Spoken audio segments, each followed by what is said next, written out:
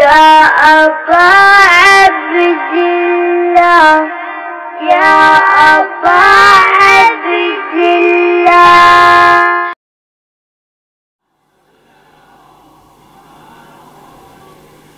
وآلہ الطیبین الطاہرین المعصومین ولعنۃ اللہ علی اعدائہم اجمعین من الآن الی قیام یوم الدین. اما بعد فقد قال اللہ تعالی فی کتابہ المبین وہو اصدق القائلین وقولہ الحق.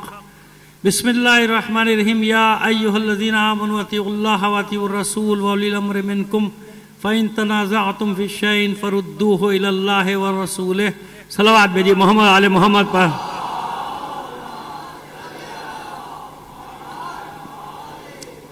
ایک بار اور ذرا بہتر انداز میں مل کر صلوات بھیجیے.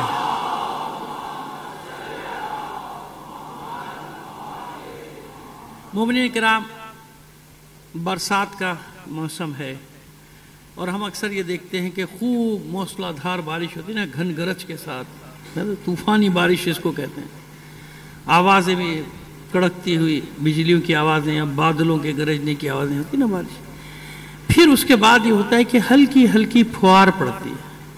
جب تیز بارش تھمتی ہے، طوفانی بارش تھمتی ہے تو ہلکی ہلکی پھوار اچھی لگتی ہے نا. ہلکی ہلکی پھوار وہ بھی اچھی ہوتی ہے، اس کا اپنا ایک مزہ ہوتا ہے. اور یہ ہلکی ہلکی پھوار بعد میں جو پڑتی ہے معمولی سی، اس کے اپنی ایک خاصیت ہوتی ہے، خوبی ہوتی ہے. تو ہمارے یہاں ماشاءاللہ یہ جو ہمارے دو برادر ہیں نا، چلے گئے دونوں، میں تو چاہ رہا تھا ان کے سامنے بات کرتا. اطہر جعفری ناظم منبر اور شجاع عباس ایڈوکیٹ. تو ان دونوں کی جب میں نظامہ سنتا ہوں تو مجھے ایک طرف وہ ایک گھنگرج نظر آتی ہے، دوسری طرف ہلکی سی پھوار نظر آتی ہے. اور دونوں کی اپنی اپنی جس کو کہتے ہیں خوبی ہے، اچھائی ہے. ہر ایک کا اپنا حسن ہے، اس کا اپنا حسن ہے، اس کا اپنا حسن ہے.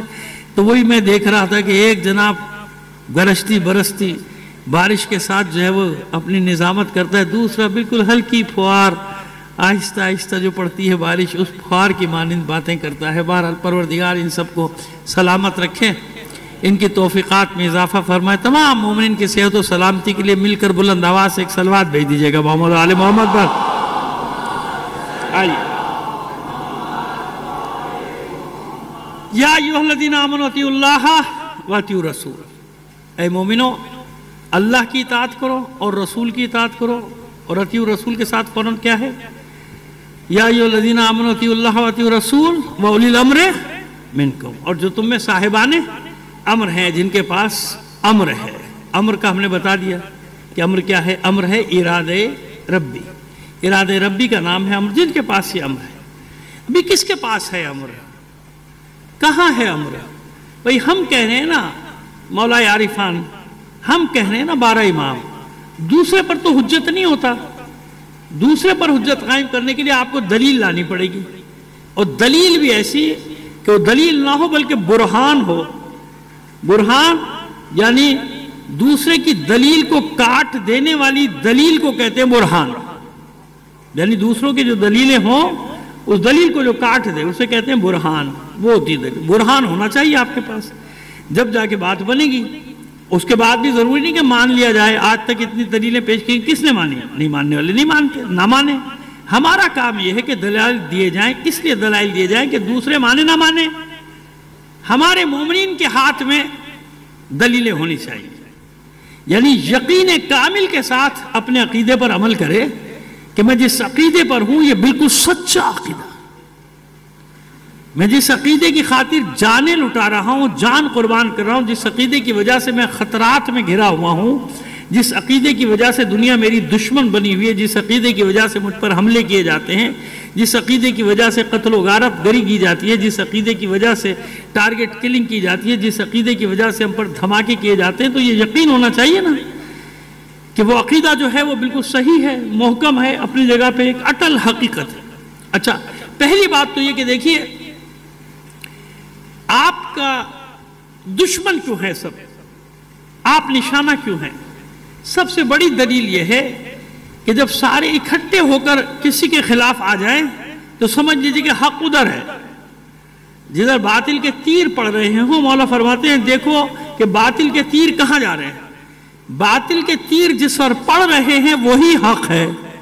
تو ایک تو یہ بات ذہن میں رکھیے کہ اگر آپ حق پر نہ ہوتے تو یہ اتنی دشمنیاں آپ کے ساتھ لوگوں کی یہ دشمنیاں نہ ہوتی. خیر ہم آگے بڑھاتے ہیں بات کو. اللہ کی اطاعت کرو, رسول کی اطاعت کرو, اور صاحبان امر کی اطاعت کرو. صاحبان امر کو کیسے تلاش کیا جائے؟ صاحبان امر کو کہاں تلاش کیا جائے؟ تو قرآن سے ہی تلاش کرتے ہیں نا. قرآن ہی میں دیکھتے ہیں کہ پروردگار عالم نے اس طرف نشاندہی کی یا نہیں کی. پروردگار عالم نے اس طرف بھیجا یا نہیں بھیجا کہ کون ہے یہ صاحبان امر, کس کی طرف جانا ہے, کہاں جانا ہے. آئیے 23 سال قرآن کے نزول کی مدت ہے, 23 سال. اور دیکھیے قرآن مجید کے 2 نزول ہیں. ذرا سا 10 منٹ مجھے دیجئے گا, ایک مرحلہ ہے اس سے گزارنا ہے آپ کو. جب اس مرحلے سے گزر جائیں گے تو انشاءاللہ مجھے بات کرنے میں بہت آسانی ہو جائے گی. یعنی مجھے فاؤنڈیشن بنانی ہے. ابھی میں بنیاد ڈال رہا ہوں کسی چیز کی. بنیاد ڈالنا جو ہے یہ بڑا مشکل کام ہوتا ہے نا, آپ جانتے ہیں. بنیاد صحیح تو عمارت صحیح, بنیاد غلط تو عمارت تا سریا می رود دیوار کج. سریا تک چلے جاؤ ٹیڑھی جائے گی دیوار. بنیاد سیدھی ہونی چاہیے, بنیاد صحیح ہونی چاہیے. اوپر سے بلڈنگ کو نقصان بھی پہنچ جائے, بنیادیں صحیح ہوں تو دوبارہ تعمیر ہو جاتی. خانہ کعبہ کی دیواریں گر چکی تھی نا, آثار مٹ چکے تھے نا, تو جناب ابراہیم نے بنیادیں تھوڑی ڈالی, بنیادیں تو پہلے سے ہیں نا. اذ یرفع ابراہیم القواعد من البیت, انہی بنیادوں پر دیواروں کو اونچا کیا. بنیادیں تو تھیں جناب آدم کے زمانے سے, اسی پہ دیواروں کو اونچا کیا. بس یاد رکھیے تشیع کا بھی یہی معاملہ ہے. تشیع کا اتنی 1400 سال میں آندھیاں, طوفان, سیلاب, زلزلے, یعنی اتنی بلائیں دنیا کے کسی اور مکتب پر آتی تو کب کا مٹ چکا ہوتا, 1000 سال پہلے ہی ختم ہو چکا ہوتا, مٹ چکا ہوتا. لیکن نہیں, کیونکہ بنیاد مضبوط. اور بنیاد کیا ہے؟ کربلا. تو وہ پتوں کو تو نقصان پہنچتا ہے, شاخوں کو ٹہنیوں کو نقصان پہنچا, لیکن جڑ مضبوط تو پھر وہ تناور درخت بن جاتا ہے. ادھر ڈوبے ادھر نکلے, ادھر ڈوبے ادھر نکلے. تو تشیع نے اپنا راستہ اگر بنایا ہے تو اس لیے بنایا ہے کہ تشیع کی بنیادیں مضبوط, تشیع کی بنیاد ہے کربلا. اور جس عمارت کی بنیاد کربلا ہو تو کھڑکی دروازوں کو نقصان تو پہنچ سکتا ہے, مگر بنیادوں کے موجود ہونے کی صورت میں اتنی بڑی بڑی تباہی آنے کے باوجود تشیع دنیا کی قوموں میں سرخرو بھی ہے اور سربلند بھی ہے, باعزت ہے. آپ باعزت ہیں دنیا کی قوموں میں, یاد رکھیے اس بات کو. دنیا جانتی ہے کہ تشیع کیا ہے. دنیا جانتی ہے کہ اگر کوئی سامراج سے, یزیدی طاقت سے ٹکرانے کی ہمت اور طاقت دونوں رکھتا ہے تو وہ کربلا والے ہیں, وہ یہ حسینی ہے. اور دنیا دیکھ بھی رہی ہے نا, ساری دنیا میں ڈٹے ہوئے ہیں نا یزیدیوں کے مقابلے میں. آپ ڈٹے ہوئے اور کوئی نہیں ڈٹا ہوا ہے, سب نے سرنڈر کر دیا سامراجی طاقتوں کے سامنے. تشیع ہے جو ہر جگہ اپنی حقانیت کا لوہا منوا رہا ہے, اور وہ جانتے ہیں کہ ان کے پیچھے کیا ہے. ان کے پیچھے کربلا ہے. جہاں کربلا ہو وہاں شکست نہیں ہوتی, جسم کی موت ہوتی ہے, نظریے کی موت نہیں ہوا کرتی. صلوات بھیجیے محمد آل محمد پر. آئیے, نہیں ایسے نہیں. دیکھیے میں نے آپ سے 10 منٹ مانگے ہیں, اب ذرا 10-15 منٹ آپ کو خشکی میں سفر کراؤں گا, تو صلوات ذرا بلند آواز سے عنایت فرمائیے گا. دیکھیے قرآن مجید کے 2 نزول ہیں. ایک نزول ہے دفعی, تشریح کرتا جاؤں گا, پریشان مت ہو جائیے گا. اگر کوئی اصطلاح استعمال کروں گا تو اس کی تشریح بھی کروں گا تاکہ ہمیشہ کے لیے آپ کو یاد رہے, سمجھ میں آ جائے بات. ایک ہے نزول تدریجی, ایک ہے نزول دفعی. دیکھیں دفع, دال فے عین چھوٹی یہ لگائی دفعی. ایک ہے نزول دفعی اور ایک ہے نزول تدریجی. نزول دفعی کیا ہے؟ نزول دفعی ہے ایک بار نازل ہونا. قرآن مجید کا نزول دفعی کیا ہے؟ ایک بار پورا قرآن مجید نازل ہو گیا, نزول دفعی. نزول تدریجی تھوڑا تھوڑا کر کے نازل ہونا. نزول تدریجی یعنی تھوڑا تھوڑا, تدریجن یعنی تھوڑا تھوڑا کر کے نازل ہونا. آئیے کیا ہے یہ نزول دفعی, نزول تدریجی؟ وہی کتنے سال تک آتی رہی؟ 23 سال. بچوں کو یاد ہے نا, اسکول میں پڑھاتے نہیں پڑھاتے, یا کچھ اور ہی پڑھاتے ہیں؟ پڑھاتے بھی ہیں کہ نہیں پڑھاتے یہ بھی نہیں معلوم ہوتا آج کل. تو صلوات بھیجیے محمد آل محمد پر. چلیے تو ہے ایسا, کہ جناب 23 سال ہے نا ایسا، پہلی وحی کی بھی نشاندہی ہے اور آخری وحی کی بھی نشاندہی ہے، آخری آیات کی بھی نشاندہی، پہنچ جائیں گے، پہلی کی بھی بات کریں گے، آخری کی بھی بات کریں، لیکن پہلے یہ طے ہے۔ اچھا سب نے مان لیا، اور ہے قرآن میں بھی ایسا ہی ہے، نزلنا الفرقان علی عبدہ لیکون للعالمین نذیرا، ہم نے اس قرآن کو تھوڑا تھوڑا کر کے نازل کیا، نزلنا یعنی وہی باب تفعیل، تھوڑا تھوڑا کر کے، تنزیل قرآن تھوڑا تھوڑا کر کے نازل کیا ہے، ایسا مان لیا آپ نے؟ اچھا اب آئیے سورہ قدر میں، بسم اللہ الرحمن الرحیم، انا انزلناہ فی لیلۃ القدر، کس کی بات ہو رہی ہے یہاں؟ قرآن کی۔ میرے ساتھ ہے نا آپ سب؟ میں اس لیے سوال کیے جا رہا ہوں تاکہ آپ بیدار رہیں، میرے ساتھ رہیں۔ کس کی بات ہو رہی ہے؟ قرآن کی بات ہو رہی ہے۔ ابھی تو ہم نے کہا 23 سال میں آیا، اور ابھی قرآن مجید خود فرما رہے کہ ہم نے اس قرآن کو شب قدر میں نازل کیا، اِنَّا أَنزَلْنَاهُ فِي لَيْلَةِ الْقَدْرِ، اور کہیں اِنَّا أَنزَلْنَاهُ فِي لَيْلَةٍ مُبَارَكَةٍ، ہم نے اس کو شب مبارک میں یا شب قدر میں نازل کیا قرآن کو۔ یہاں انزلنا وہاں نزلنا، یہی فرق آپ کو سمجھانا ہے۔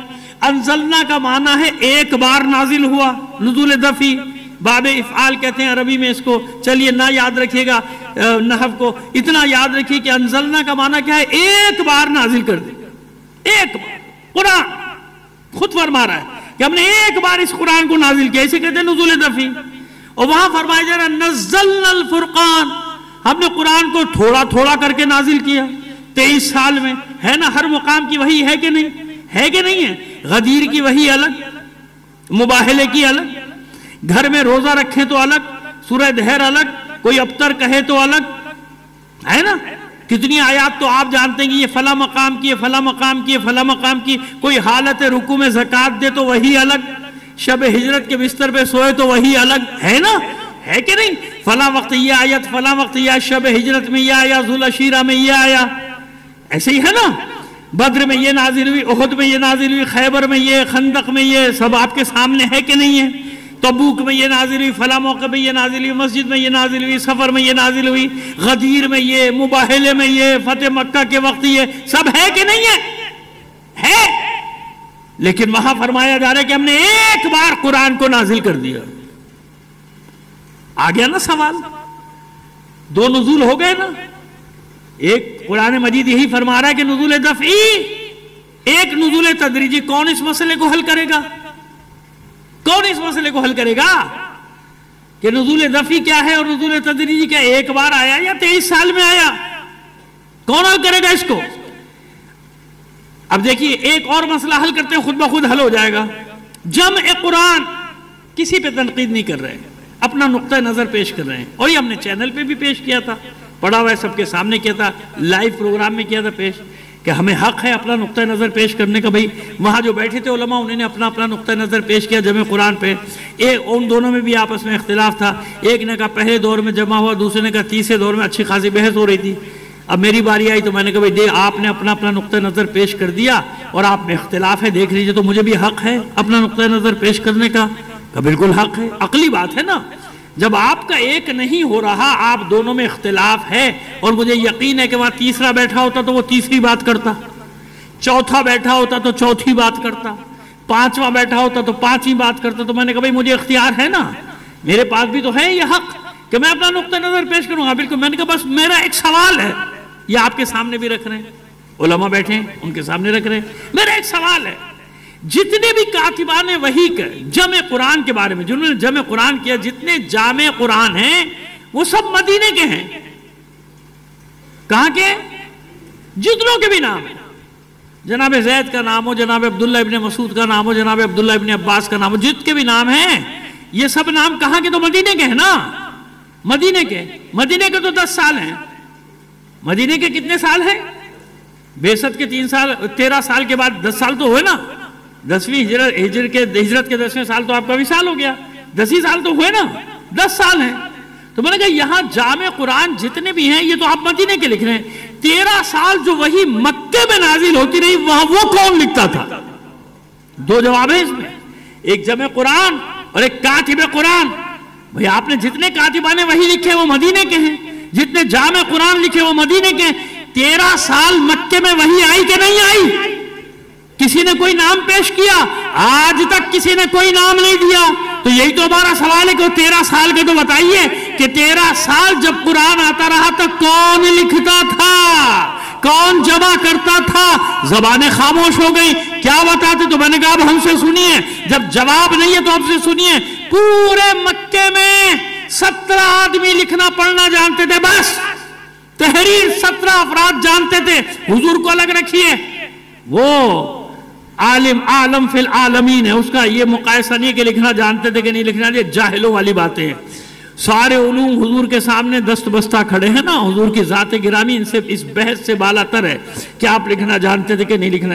لکھنا جو جانتے تھے 17 افراد، ان 17 میں سے 4 افراد ایک گھر میں، اور بھی ہوں گے لیکن 4 مستند ایک گھر میں، علی، ابو طالب، خدیجہ، فاطمہ بنت اسد۔ جناب خدیجہ کا تو آپ سب نے لکھا ہے نا بھائی، آپ لوگوں نے بھی لکھا کہ اپنے والد کے تجارت کا حساب کتاب کرتی تھی، لکھا کرتی تھی، لکھنا جانتی تھی نا، لکھنا جانتی تھی۔ تو اسلام لانے والے کون؟ ابتدا میں اسلام لانے والے یہ، آپ کا تو کوئی اسلام لایا ہی نہیں تھا، تو کاتب کہاں سے بنتا؟ وہ تو بتاؤ 13 سال تک وہی کون لکھتا رہا، کون نقل کرتا رہا؟ سوائے ایک نام کے کوئی نام کسی کو یاد نہیں آئے گا۔ وہی آتی تھی، علی جمع کرتے جاتے تھے۔ علی ہے وہ پہلا جامع قرآن کہ اس کو چھوڑنے کے بعد کسی کو سوالات کے جواب نہ مل سکے کہ نزول دفعی کیا ہے، نزول تدریجی کیا ہے۔ صلوات بھیجیے محمد آل محمد پر۔ عقلی بات ہے نا، عقلی بات ہے نا، بتاؤ نا بھائی کون لکھتا تھا 13 سال؟ یا خود لے آؤ یا ہم سے پوچھو، جب نہیں ہے تو ہم تمہیں بتائیں گے۔ علی لکھنا جانتے تھے، آج تک علی کے ہاتھ کا لکھا ہوا قرآن موجود ہے کہ نہیں؟ اب تو جدید طریقے سے اس تحریر کو چھاپ بھی دیا گیا، میرے پاس بھی ہے بھائی، میرے پاس بھی ہے، مجھے بھی ہدیہ پیش کیا کسی نے، وہ تحریریں موجود دنیا کے عجائب خانے میں۔ جو مولا کائنات نے قرآن تحریر کیا تھا اس کے اب تک موجود ہے نسخے، اصلی نسخے موجود۔ سمجھ میں آ رہی ہے بات؟ تو لکھنے والے علی تھے نا، مکے میں وہی تو تھے، اور کون تھا جو لکھتا وہی کو؟ کون جمع کرتا؟ لکھتے جاتے تھے، جمع کرتے جاتے تھے۔ تو بھائی ہمارے پاس سیدھی سیدھی دلیل موجود ہے کہ جامع قرآن بننے کا حق اسے حاصل ہے جو پہلے دن سے وحی کے ساتھ ساتھ ہو، پہلے دن سے۔ یا اب نہ کیجئے آپ ہم سے اتفاق، وہ آپ کا حق ہے، نہ کیجئے، آپ کو جو کہنا ہے کہیے، یہ تو ہمارا حق ہے نا۔ آئیے اب تشریح کر دیں آپ کے سامنے نزول تدریجی کیا ہے اور نزول دفعی۔ یہ تو بات سمجھ میں آگئی نا کہ خود قرآن میں 2 نزول ہیں، ایک نزول دفعی ہے، سورہ قدر یاد رکھیے، سورہ قدر تو یاد ہے نا، اِنَّا أَنزَلْنَاهُ فِي لَيْلَةِ الْقَدْرِ، ہم نے اس کو شب قدر میں نازل کیا، شب قدر میں نازل۔ اور سورہ فرقان میں کیا؟ نزلنا الفرقان علی عبدہ، وہاں پہ کیا ہے کہ ہم نے اس کو تھوڑا تھوڑا کر کے، سورہ فرقان کی آیت نہیں کہیں اور کی ہے، لیکن وہ فرقان کی وجہ سے سورہ فرقان میرے زبان سے نکل گیا، کوئی بات نہیں، بتا دیں گے آپ کو کل آیت کا نمبر، لیکن آیت تو ہے نا، لِيَكُونَ لِلْعَالَمِينَ نَذِيرًا، تاکہ عالمین کو ڈرانے والا بن جائے۔ ہم نے اس لیے بھیجا عالمین عالمین عالمین، وہاں ہے تھوڑا تھوڑا کر کے، ہے کیا؟ قرآن ہے، کوئی شک نہیں کرنا چاہیے کہ یہ غلط ہے یا وہ صحیح، وہ غلط ہے یا یہ صحیح، نہیں، جو ہے سب صحیح، جو ہے سب صحیح۔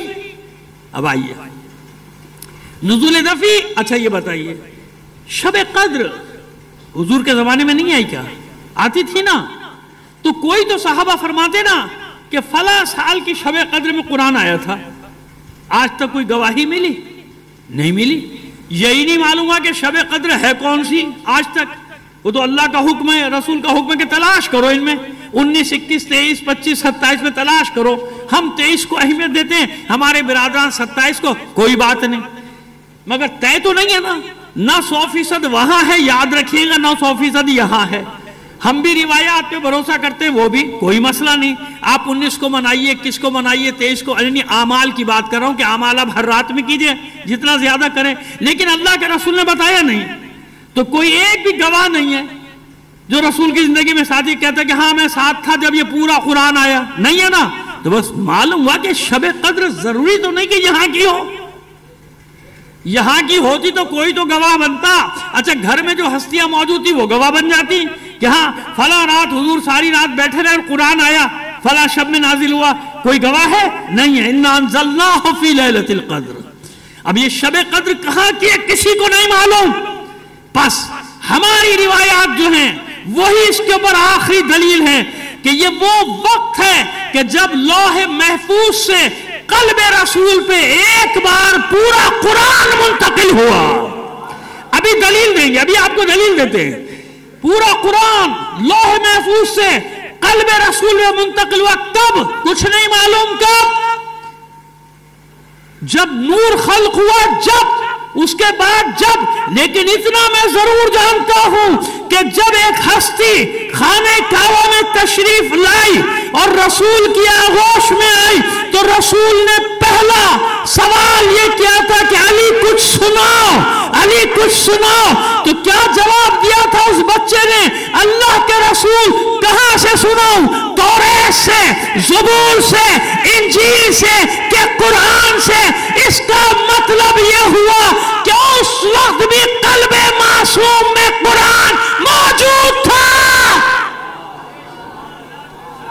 اس لیے میں نے وہ 10 منٹ 15 منٹ آپ کے لیے کہ ایک بنیاد کو مضبوط کر کے لے کے جاؤں آپ کے سامنے، مضبوط کر دوں، عمارت بنانے میں آسانی ہو جائے. جب سمجھ میں آئی بات کیوں یہ سوال ہوا اور کیوں ابھی قرآن آیا نہیں تو علی کیسے کہہ رہے ہیں کہ توریت سے سناؤں، زبور سے، انجیل سے کہ قرآن، توریت زبور انجیل تو ٹھیک تھا، قرآن ابھی آیا کہاں؟ نہیں. علی ہی تو وہ دلیل ہے سب سے بڑی جس نے آ کر بتایا کہ وہ تدریجی قرآن جو نازل ہوا وہ موقعوں کے حساب سے آیات تھی کہ اے حبیب اب ان آیات کی تلاوت کیجئے، اب ان آیات کی تلاوت کیجئے، اب ان آیات کی تلاوت کیجئے. ایسا نہیں تھا کہ قلب رسول میں قرآن نہ تھا. کیوں؟ ہمارا عقیدہ نہیں کہ علی کو قرآن آتا ہو اور رسول کو نہ آتا ہو. یہ ہماری ایمانداری ہے، یہ ہمارا ایمان ہے. ہم دلیل دے دیں گے نہیں جب علی کے پاس ہے تو پہلے رسول کے پاس ہے. صلوات عنایت فرمائیے محمد آل محمد پر. دیکھیے ماشاءاللہ جتنا بڑا آپ کا مجمع ہے نا اس وقت میرے سامنے بیٹھا ہوا، ویسی صلوات اب تک مجھے پاس کانوں میں آئی نہیں. بلند آواز سے صلوات بھیجئے مل کر.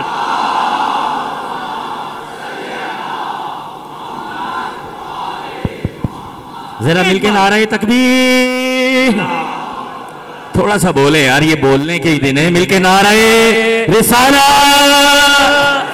اچھا جتنے بھی اندر باہر سب بیٹھے دونوں ہاتھوں کو بلند کریں. بھائی کیمرہ کو گھمانا ذرا. مل کے نعرہ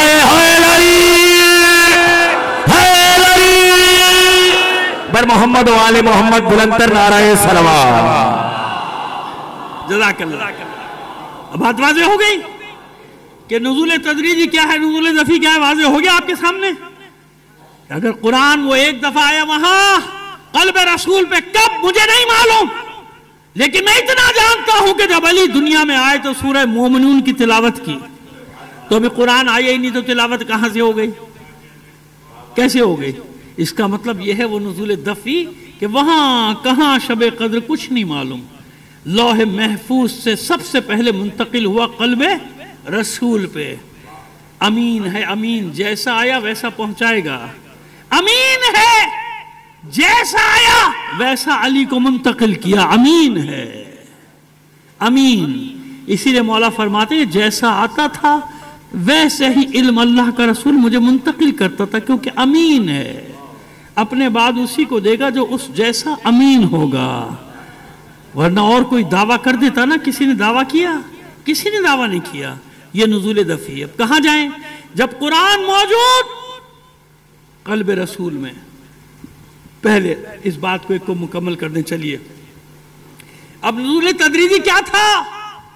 قلب رسول میں قرآن ہے لیکن جیسے جیسے واقعات سامنے آتے تھے جبرائیل پیغام لے کر آتے تھے، روح الامین آتے تھے. اللہ کا حکم ہے حبیب اب ان آیات کی تلاوت، اب ان آیات کی تلاوت، اب ان آیات کی تلاوت. دوسری دلیل کیا ہے؟ اگر یہی بس یہی نزول تدریجی ہوتا تو جس حساب سے آیات آ رہی تھی اس حساب سے قرآن کو جمع کیا جاتا. سورہ علق 30ویں پارے میں نہ ہوتا، پہلا ہوتا. ایسے ہی ہے نا سورہ مائدہ میں جو آخری آیات ہیں الیوم یئس الذین کفروا سے لے کر یا ایھا الرسول بلغ ما انزل الیک من ربک تک، وہ سب جاتی ہیں آخر میں 30ویں پاور میں. نہیں، جب آیات نازل ہوتی تھی تمام جگہ ایک ہی روایت ہے، اللہ کا رسول حکم دیا کرتا تھا کہ ان آیات کو وہاں رکھو، ان آیات کو وہاں رکھو، ان آیات کو اس کے ساتھ رکھو. کیوں؟ اس کا مطلب یہ ہوا کہ اللہ کا رسول ترتیب جانتا ہے. ایک صلوات اور عنایت فرما دیجئے گا. اللہ کا رسول ترتیب کو جانتا ہے نا کہ کہاں کس آیت، ان آیت کو یہاں رکھو، ان آیت کو یہاں رکھو. تو یاد رکھنا، شیعوں کا عقیدہ بتا رہا ہوں، تشیع کا عقیدہ بتا رہا ہوں، بہکنا مت. یہی قرآن ہے، کوئی تحریف نہیں ہے اس میں. سنو، معجزہ یہی تو ہے قرآن کا کہ اس میں کوئی تحریف کر نہیں سکتا، کوئی تبدیلی کر نہیں سکتا.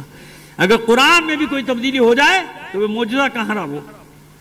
اور یاد رکھو، خاص طور پہ آپ مومنین سے کہتا ہوں کہ یاد رکھنا میری بات کو، یہی قرآن حجت ہے. معصومین نے اسی قرآن کو حجت قرار دیا. کیوں؟ معاذ اللہ اگر کوئی اس میں تحریف کا قائل ہو گیا نا کہ آیت یوں نہیں یوں ہوگی، یوں نہیں ہو، تو پھر ختم، پھر فضائل کہاں سے لاؤ گے؟ کیونکہ پھر آپ جو آیت بھی لے کر آئیں گے دوسرا کہہ دے گا ہمیں کیا پتا صحیح ہے کہ غلط ہے نا.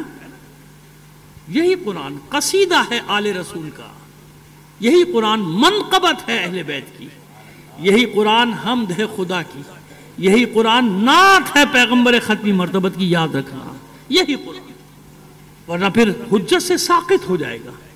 کوئی بھی اس قرآن کی تحریف کا قائل ہوگا تو قرآن حجت سے ساقط ہو گیا نا. بھی معلوم نہیں ہے صحیح ہے کہ کیا ہے، جو میں پڑھ رہا ہوں مشکوک ہو جائے گا نا انسان کے، جو میں پڑھ رہا ہوں صحیح بھی ہے کہ نہیں ہے. نہیں، معصومین نے اسی کو حجت. وہ جو علی کا جمع کیا ہوا قرآن آئے گا، وہ جو اس کا بیٹا لے کر آئے گا، محمد کا بیٹا، فاطمہ کا بیٹا، علی کا بیٹا، حسین کا بیٹا جو لے کر آئے گا، اس میں تعویل اور تنزیل، ایک ایک آیت کی تعویل، ایک ایک آیت کی تنزیل لے کر آئے گا.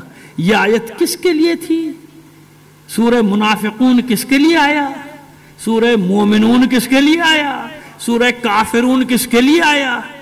کس نے غداری کی تھی تو فلاں آیات نازل ہوئی، کس نے سازش کی تھی تو فلاں آیات نازل ہوئی. کون کون شامل تھا؟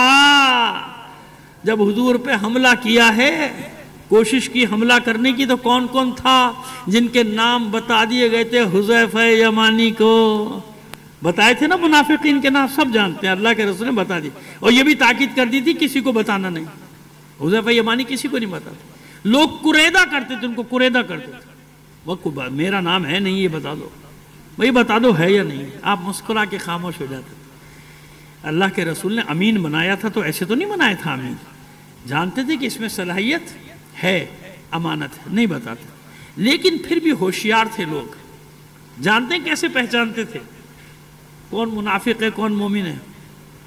یہ دیکھتے تھے حضور کے بعد، یہ دیکھتے تھے کہ حذیفہ یمانی کس کی میت پہ جاتے ہیں، کس کی میت پہ نہیں جاتے.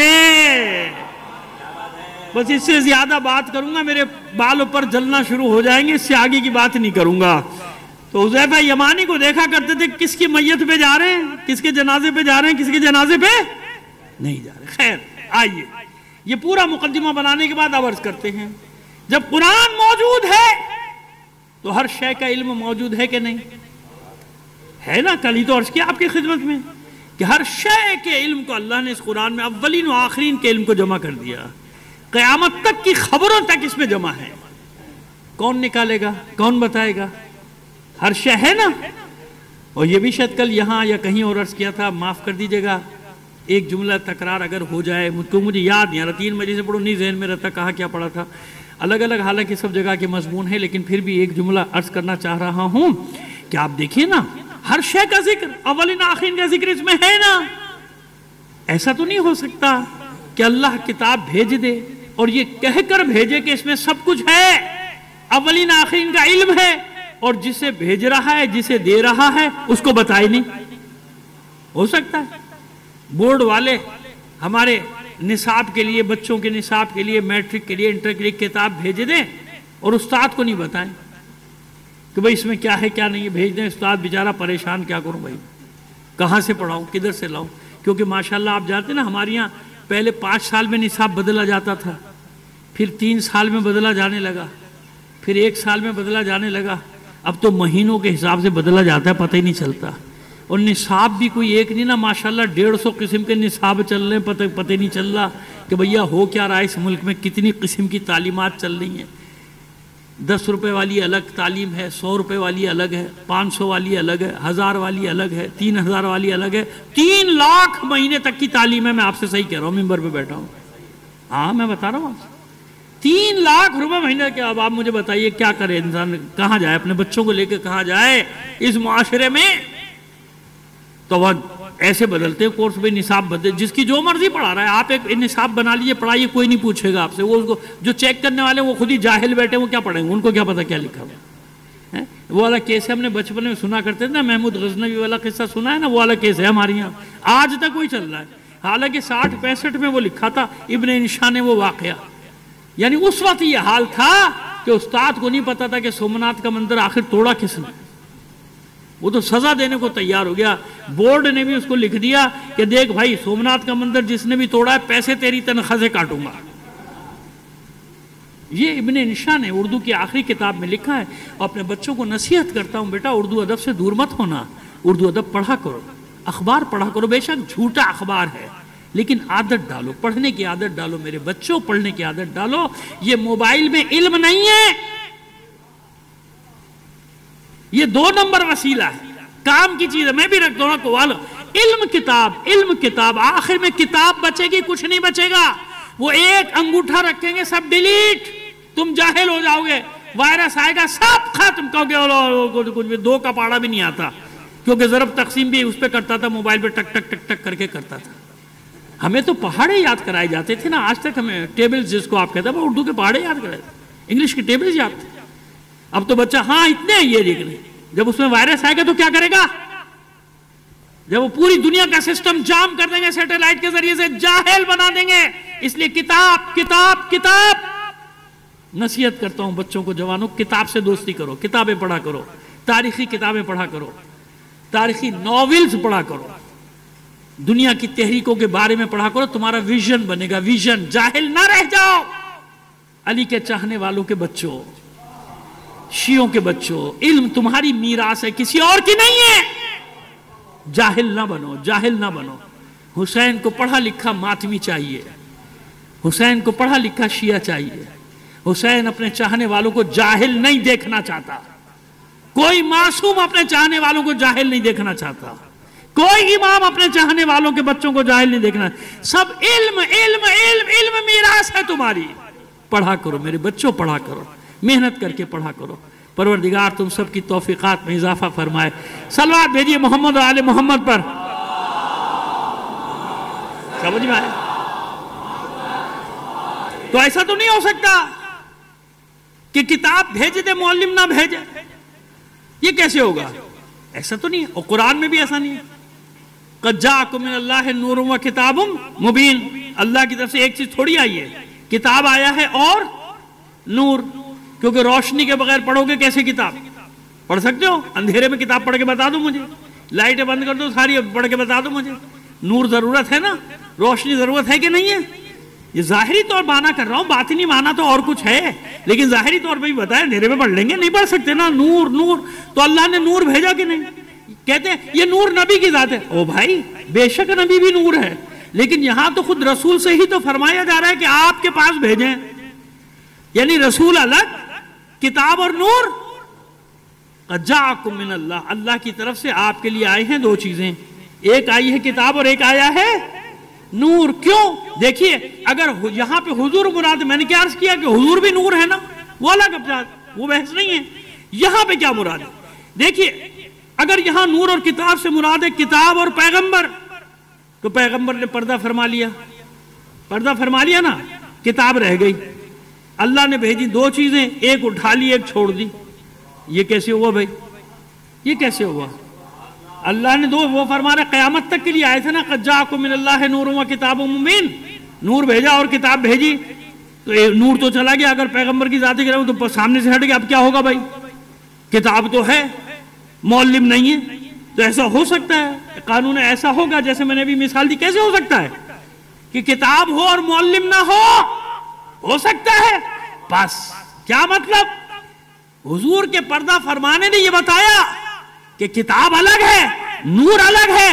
اگر اللہ کا رسول پردہ بھی فرما جائے تو یاد رکھنا نور گیا نہیں، بلکہ اس کے بعد دوسرے نور نے جگہ لی، اس کے بعد تیسرا نور، چوتھا نور۔ جب تک کتاب موجود ہے ایک نور کا وجود واجب ہے۔ یا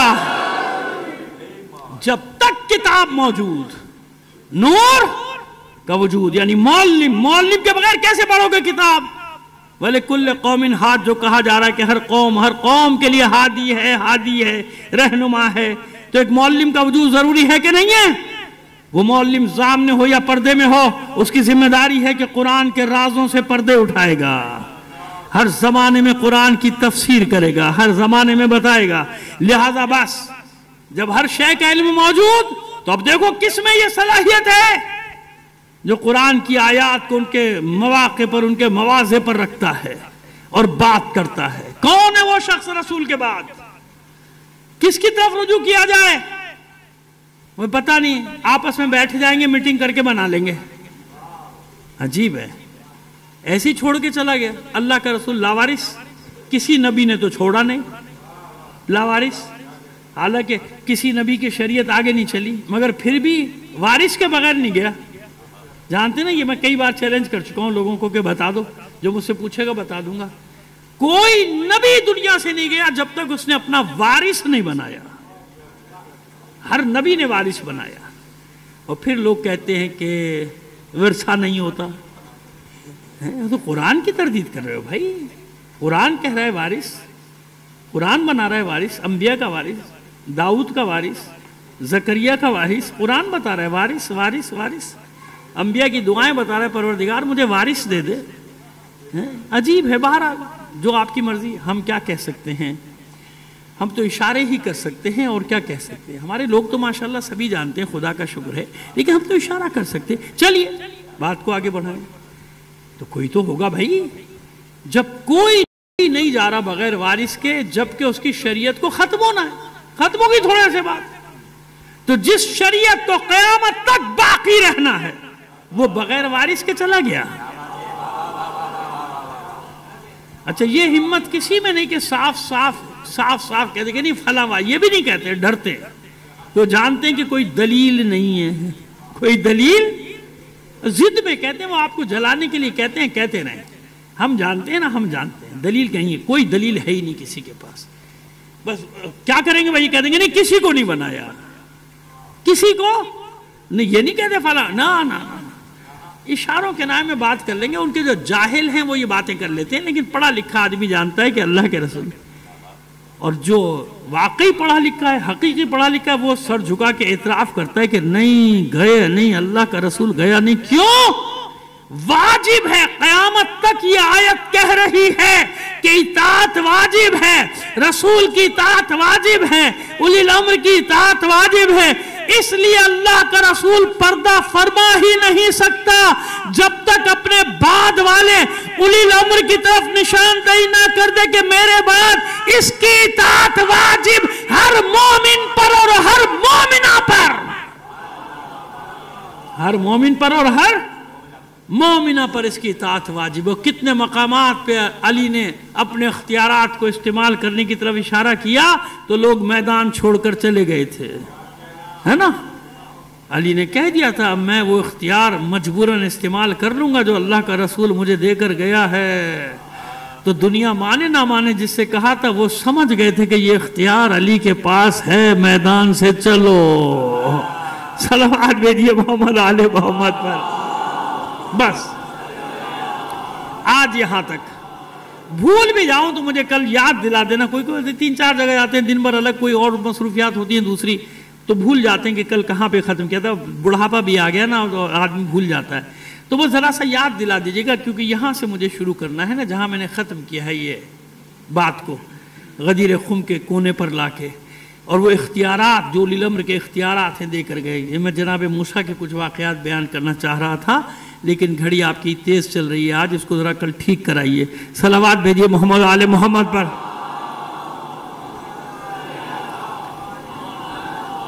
تو عزیز عالم محترم بات اتنی سی، ایسے کیسے ہوگا کہ اللہ کا رسول اولی الامر کی طرف نشاندہی کے بغیر چلا جائے؟ لاوارث چھوڑ دے. قوم کیسے لاوارث ہو؟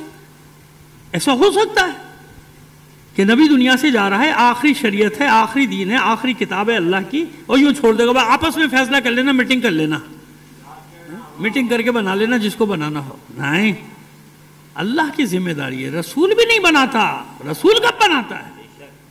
یہ تو اللہ کا حکم ہے جو اللہ کا رسول پہنچاتا ہے.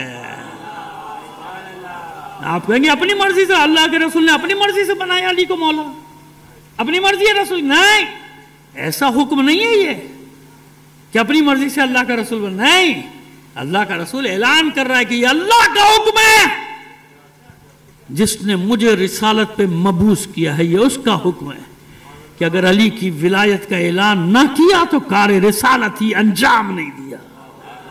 انداز تو دیکھیں نا آپ آیت کا، فَإِن لَمْ تَفْعَلْ وَمَا بَلَّغْتَ رِسَالَتَهُ. تو اولی الامر کی نشاندہی کر کے جا رہا ہے نا اللہ کا رسول. اور وہ اولی الامر کیسا اولی الامر ہے؟ جو کہہ رہا ہے کہ زمین سے زیادہ آسمان کے راستوں کو جانتا ہوں. کیونکہ زمین ہے کتنی، سی لوگ کہتے ہیں کیا زمین کے کم جانتے تھے؟ بھائی زمین کے کم نہیں جانتے، زمین ہے کتنی. ان عالمین کے مقابلے میں کیا ہے زمین؟ عالمین کو چھوڑو، یہ جو نظر آ رہے ہیں خربا خرب ستارے، یہ ایک وہ گلیکسی ہے، ایک گلیکسی عالم نہیں ہے. عالم کئی گلیکسیز مل کے بنتا ہے، اور پھر بہت سارے عالم مل کے عالمین بنتے ہیں. کبھی چاہیں گے تو اس پہ مجلس پڑھ دیں گے، بتا دیں گے آپ کو کیا ہے یہ جو ہم بات کریں. اس کا سائنٹیفک بتا رہا ہوں آپ کو، یہ کوئی مولویوں کی بات نہیں ہے، یہ سائنس نے، ناسا نے، سب نے پروف بتایا. تو جب جا کے لوگوں کو یقین آیا ہاں قرآن صحیح کہہ رہا ہے. اچھا، اگر ناسا والے کہتے غلط ہے تو آپ کہتے قرآن غلط ہے؟ بھئی ان کی تحقیقات تو بدلتی رہتی ہے نا، آج کچھ کہہ رہے ہیں کل کچھ کہیں گے پرسوں. نہیں، قرآن اٹل حقیقت ہے. تم پہنچتے چلے جاؤ گے، جتنا زمانہ بڑھے گا تم پر قرآن کے راز کھلتے چلے جائیں گے. قرآن کی تردید نہیں ہو سکتی، تمہارے قوانین کی تردید ہو سکتی ہے، تمہارے فارمولوں کی تردید ہو سکتی ہے، اور ہوتی ہے، نہیں ہوتی. ابھی ایک فارمولہ تھا، پھر دوسرا فارمولہ آ گیا، ہم نے کہا نہیں زمین گھومتی ہے، پھر کہا نہیں زمین اپنی جگہ کھڑی ہے. چاند گھوم رہا ہے، سورج گھوم رہا ہے، پھر کہا نہیں زمین گھوم رہی ہے، سورج اپنی جگہ پہ کھڑا ہوا ہے. زمین گھومتی ہے نا، یہی تھی نہیں پہلے. بعد میں کہا نہیں بھائی سب گھوم رہے ہیں، سب گھوم رہے ہیں، چاند بھی گھوم رہا ہے، سورج بھی گھوم رہا ہے، زمین بھی گھوم رہا ہے، سب گھوم رہے ہیں اپنے اپنے مدار میں. تو قرآن بھی تو یہی کہہ رہا ہے، کل شیء یجری، ہر شے اپنے مدار میں تیر رہی ہے. تمہیں اب سمجھ میں آیا؟ رصد گاہیں قائم کرتے کرتے ایک نظریہ دوسرا تیسرا چوتھا پانچواں لاتے رہے، بدلتے رہے. وہاں پہلے کہہ دیا گیا تھا کہ ہر شے اپنے مقام کی طرف رواں دواں ہے. سمجھ میں آ گئی بات؟ تو جو یہ سارے علوم پر حاکم ہو اسے کہتے ہیں اولی الامر. کیوں؟ یہ امور اس کے تابع ہیں، وہ ان امور کے تابع نہیں. یہ فلکیات اس کے تابع ہے، وہ فلکیات کے تابع نہیں. یہ روز و شب اس کے تابع ہیں، وہ روز و شب کا پابند نہیں.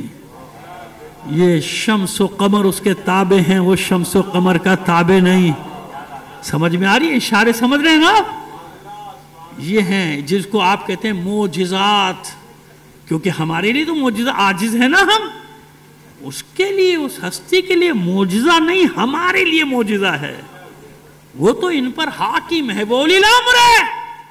وہ گردش لیل و نہار کو چاہے تو روک دے گا، وہیں سورج رہے گا، پلٹے گا سورج، وقت بدل جائے گا. اولی الامر ہے. وہ وقت کا تابع نہیں، وقت اس کا تابع ہے.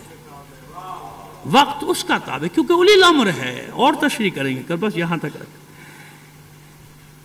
اور کیوں ہے یہ بتائیے؟ ان اختیارات کے باوجود کہیں علی نے اپنی ظاہری فتح کے لیے اس طاقت کو استعمال کیا؟ اس اختیار کو، اس ولایت کے اختیار کو اللہ انہی کو دیتا ہے نا جو اہل ہوتے ہیں. ذرا تھوڑی دیر کے لیے تصور کیجئے کہ علی کے سوا اگر یہ کسی کو منصب ملا ہوتا تو وہ کرتا کیا؟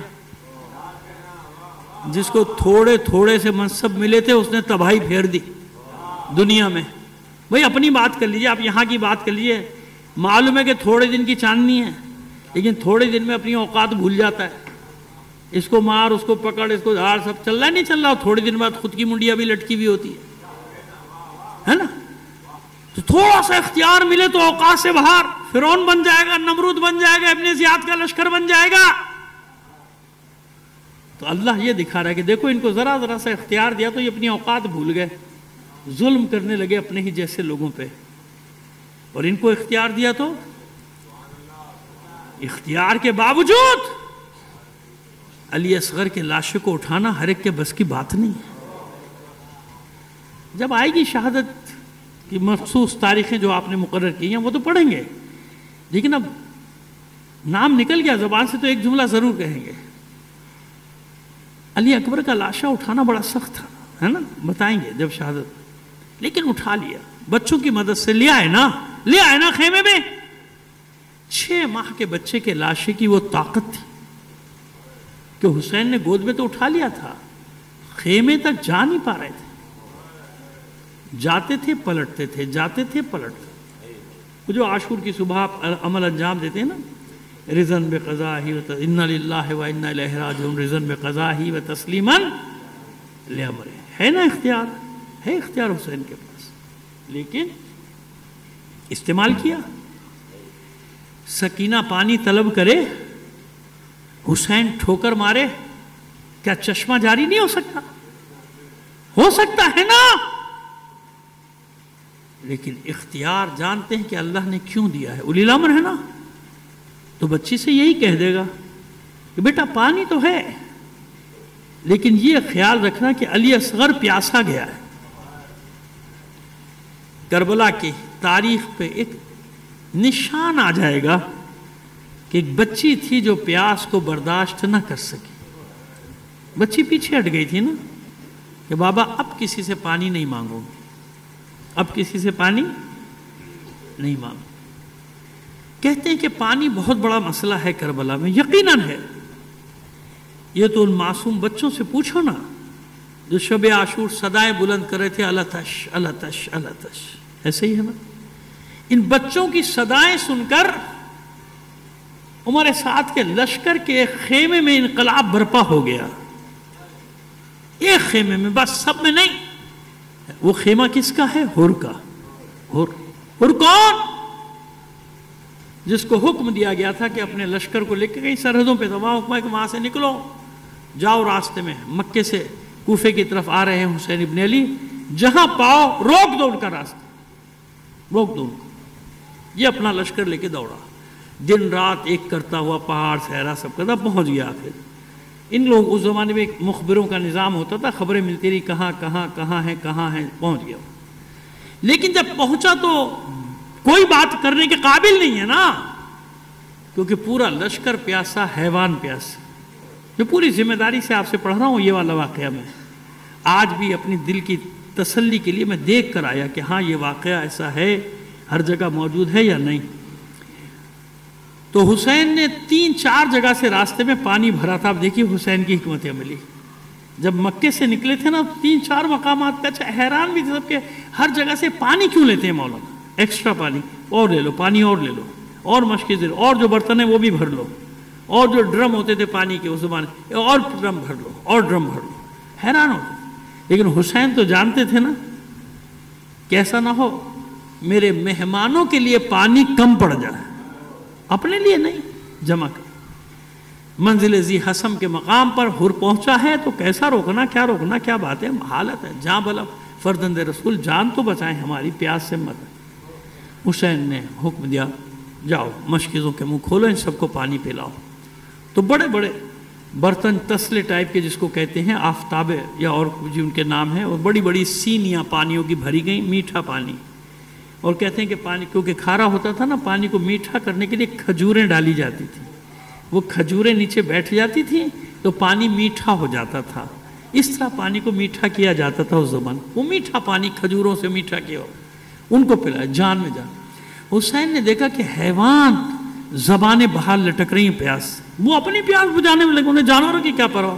फिर बुलाए 3-4 साहबा को, इधर लाओ, पानी निकालो थालों में और ड्रम में, और ये सब इनके सामने रखो, जानवरों के सामने।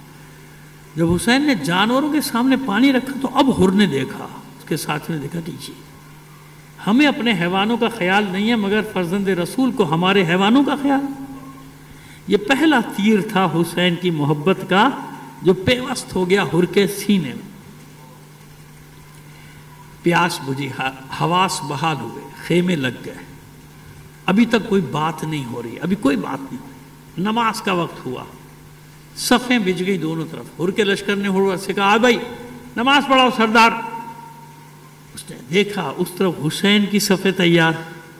कहता है कैसी बातें करते हो, जिंदगी में मौका मिला है फर्जंद रसूल के पीछे नमाज पढ़ने का। दौड़ के आया अपनी सफ़ों से, हुसैन की सफ़ में आ गया। क्या उमर साद के लश्कर ने ये एहतराम किया था हुसैन का? नहीं किया ना।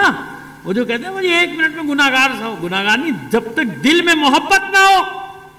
नमाज पढ़ी। हुसैन ने हुक्म दिया कूच का, साफ साइल उठा कूच को। अब हुर आड़े आ गया, और उस वक्त आड़े आया जब हुसैन अपने घोड़े पे बैठ चुके जाने के लिए। आके कहता है फर्जंद रसूल मेरी मजबूरी है, मैं आपको रोकूंगा, मुझे हुक्म है कि जहां आपको पाऊं वहीं आपका रास्ता रोकूं। हुसैन ने कहा नहीं, मेरी मंजिल ये नहीं है, मेरी मंजिल आगे, वहां से पहले मैं रुकूंगा नहीं। जंग तो जंग सही। हुसैन के अंसार भी तैयार हो गए, जंग है तो फिर जंग सही, मैं नहीं रुकूंगा, आगे बढ़ो। कहता है कि फर्जंद रसूल मैं आपसे जंग करना नहीं चाहता। बहादुर इंसान है ये, ना समझिए को बुजुर्ग, बहादुर आदमी। कहता मैं जंग करना नहीं चाहता, लेकिन मेरी मजबूरी को समझिए आप, फौजी है ना एक। कहता मेरी मजबूरी को समझिए, ऑर्डर इज ऑर्डर, मुझे ऑर्डर है।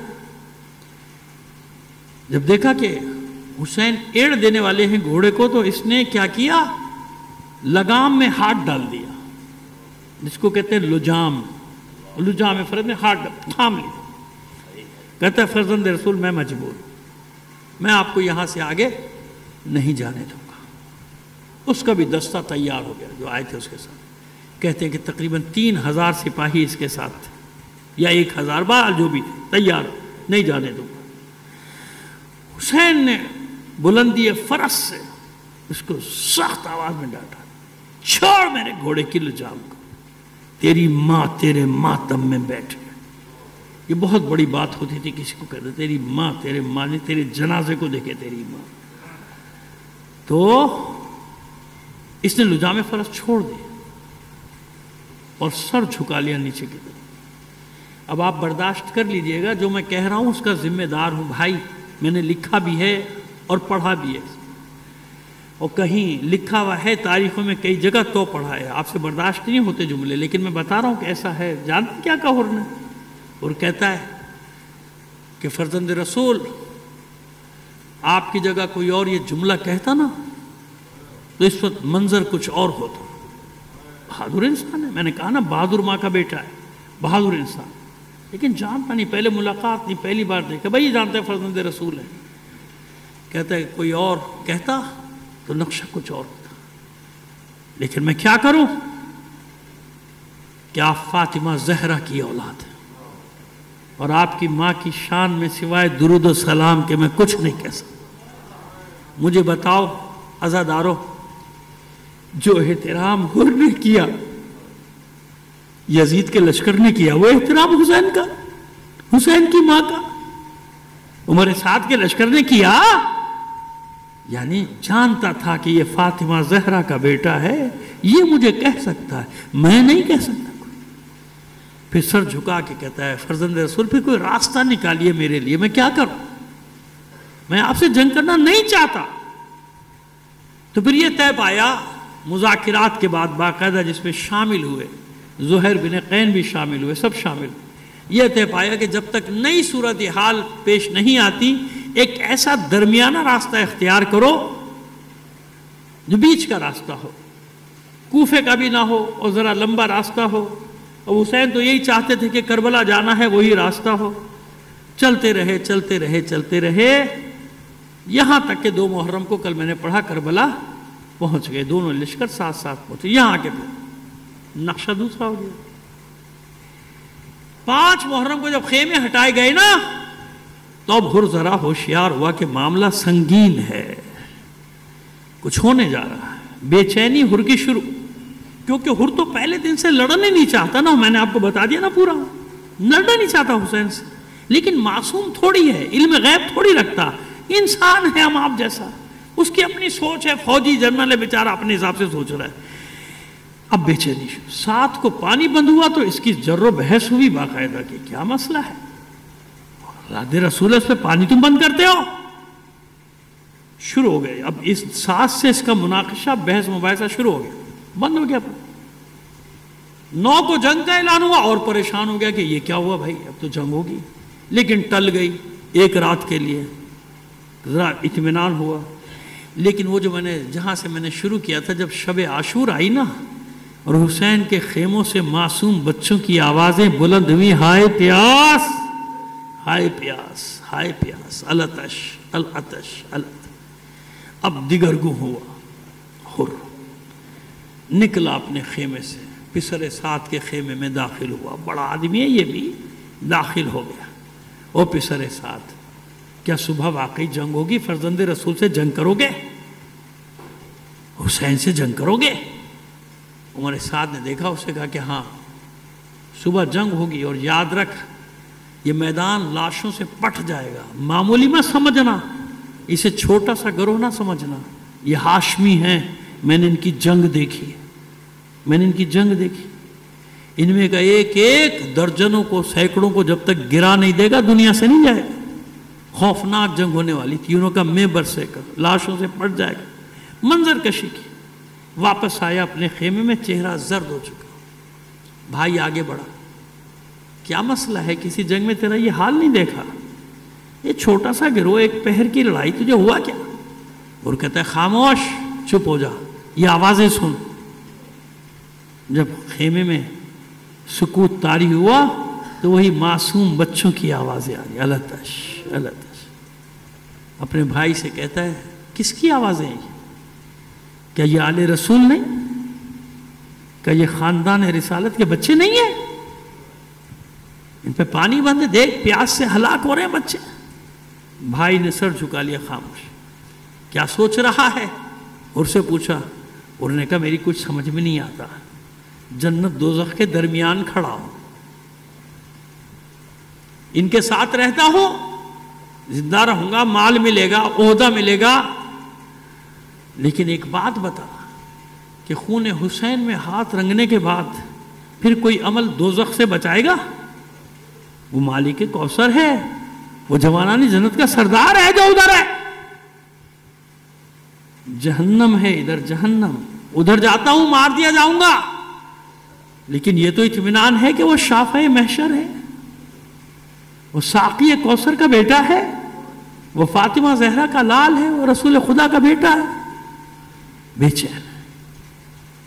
अब वो कहता है, भाई उसका कहता है कि शांत है ना, वो भी बहादुर है, एक ही माँ के तो बेटे हैं दोनों, समझ रहा है हुर की कैफियत को। कहता है इत्मीनान रख, तू जो फैसला करेगा मैं तेरे साथ हूं। बस इतना सुनना था।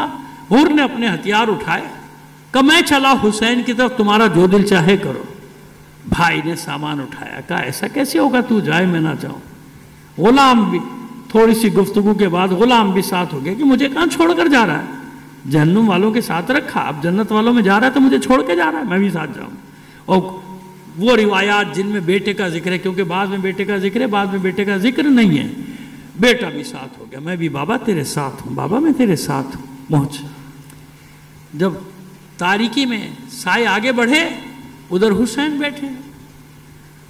शब आशूर है ना, इतने वाक़यात हैं, लगता है शब आशूर तारीख़ बशरियत की सबसे लंबी रात है, इतने वाक़यात हैं शब आशूर के। अंसार से कहा, ख़ास तौर पे अब्बास से कहा, अली अकबर से कहा, जाओ हुर आ रहा है मेरा मेहमान, एहतराम से लाना, दोस्त बन के आ रहा है। खुश हो गए अंसार हुसैन। चले, अब तारीकी में इधर से कुछ साए उधर से। हुर पहचान गया, कमर इब्न हाशिम को तो सब पहचानते थे ना, इतने दिन साथ भी तो रहा था।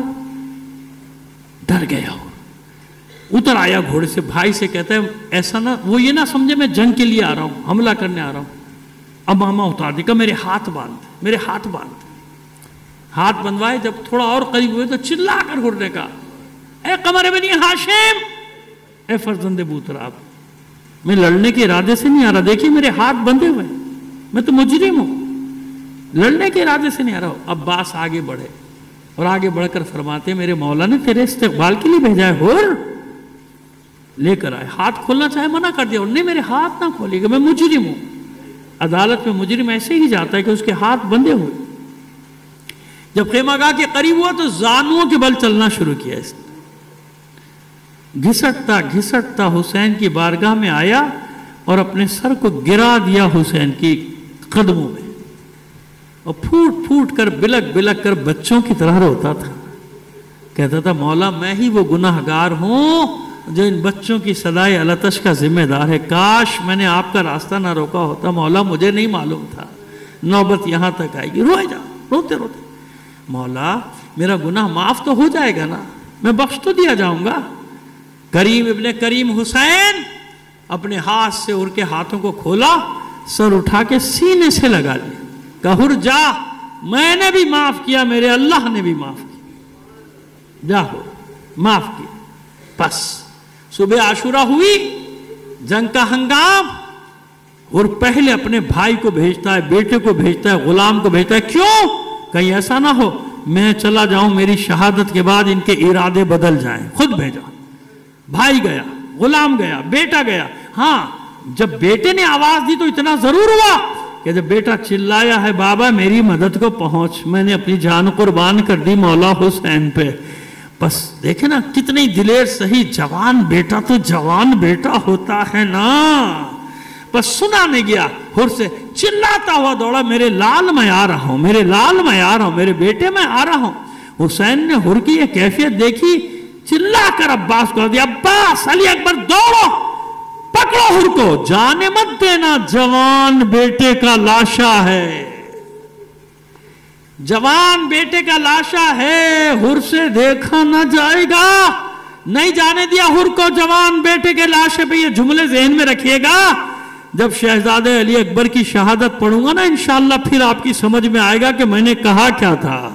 جوان بیٹے کا لاشا ہے، باپ سے دیکھا نہ جائے گا، اٹھایا نہ جائے گا۔ لے کر آئے حر کے بیٹے کے لاشے کو، حر بھی گیا میدان میں، زخموں سے چور ہو کر گرا، آواز دی مولا میں نے اپنی جان آپ پر قربان کر دی۔ حسین حر کے سرہانے پہنچے، رمق جان باقی ہے، سر آغوش میں رکھا، آنسو جاری ہیں حسین کے۔ حر نے آنکھیں کھولی، آنکھیں کھول کے پہلا سوال یہ کیا، مولا میرا گناہ تو بخش دیا گیا نا، مولا آپ نے میری معافی تو قبول کر لی۔ حسین کے اشک گر رہے ہیں حر کے رخساروں پہ، اور میرا مولا فرماتے ہیں حر، ارے تیری ماں نے تیرا نام صحیح رکھا تھا حر، تو دنیا میں بھی آزاد، تو آخرت میں بھی آزاد۔ حر مطمئن ہو جا، مطمئن ہو جا، تیری معافی بھی ہوئی، اللہ نے تیرے لیے خاص مقام رکھا ہے۔ عزاداران حسین، ایک تلوار کا وار اتنا شدید لگا تھا حر کو کہ پیشانی سے خون رکتا نہیں تھا، بہتا جا رہا تھا۔ حسین نے اپنی ابا کی جیب سے رومال نکالا، حر کی پیشانی پر باندھ دیا۔ ارے یہ کون سا رومال ہے جو حسین نے باندھا ہے؟ اس کے لیے یہی لکھا ہے کہ یہ وہی رومال ہے جو زہرا نے اپنے ہاتھ سے اپنے بچے کو بنا کر دیا تھا، حسین کو دیا تھا۔ بس اس رومال کا بدنا تھا۔ اطمینان سے حر کی آنکھیں بند ہوئی، رخصت ہو گیا، قبر بن گئی، قبیلے والے الگ لے گئے، الگ علاقے میں دفنایا، روضہ بن گیا۔ شاہ اسماعیل صفوی اتباعت عالیہ کی زیارت سے واپس پلٹا، اسے شک تھا کہ حر کی توبہ قبول ہوئی یا نہیں۔ بادشاہ تھا، حکم دیا حر کی نبش قبر کیا جائے۔ جب قبر کو کھولا گیا، رونے گڑ گڑانے لگا، توبہ کرنے لگا۔ کیوں؟ تازہ خون میں لت پت حر کا لاشا ویسے کا ویسا رکھا تھا۔ اسے کچھ خیال آیا کہ یہ رومال کا، اس سے سنا تھا قصہ، اسے خیال آیا کہ یہ رومال زہرا ہے، تبرک کے طور پہ ساتھ لے جاتا ہوں۔ جو ہی اس نے قبر میں اتر کے رومال کو کھولنا چاہا، خون کا فوارہ جاری ہو گیا، 2-3 بار اس نے کوشش کی، ہر بار یہ ہوتا تھا خوف زدہ ہو گیا، توبہ کر کے باہر نکل آیا، سمجھ گیا کہ حور کو گوارا نہیں کوئی یہ رومال اس کی پیشانی سے کھول لے، کیوں؟ اور یہی کہے گا او شاہ اسماعیل یہ رومال بندھا رہنے دے، قیامت کے دن تک بندھا رہنے دے، اگر قیامت کے دن حسین کی ماں زہرا نے شکوہ کیا، گلہ کیا، تو یہ رومال کھول کر پیش کر دوں گا، بی بی آپ کے بیٹے نے مجھے معاف کر دیا تھا۔ الا لعنت اللہ علی القوم الظالمین وسیعلم الذین ظلموا أي منقلب ينقلبون ربنا تقبل منا إنك أنت السميع العليم